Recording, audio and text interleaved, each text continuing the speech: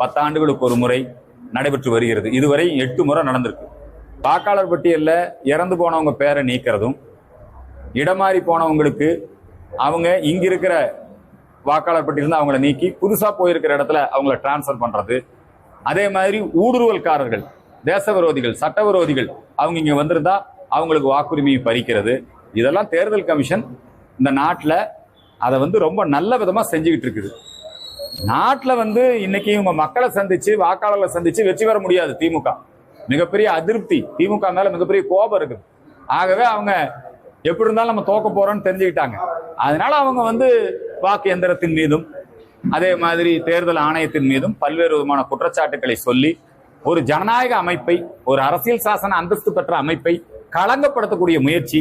பாலாசாஹிப் பால் தாக்கரே அவர்கள் ஒரு முறை ஒரு கருத்து தெரிவித்ததற்காக அவருக்கு ஓட்டு போடும் உரிமையை தேர்தல் கமிஷன் சஸ்பெண்ட் பண்ணுச்சு. அவர் ஓட்டு போடக்கூடாது, அவருடைய வாக்குரிமையை பறித்தது. அது மாதிரி இந்த தேர்தல் கமிஷனுக்கு எதிராக பேசிக் கொண்டிருக்கக்கூடிய ராகுல் அவருடைய வாக்குரிமையை பறிக்கணும். தேர்தல் கமிஷனுக்கு அந்த அதிகாரம் இருக்குது.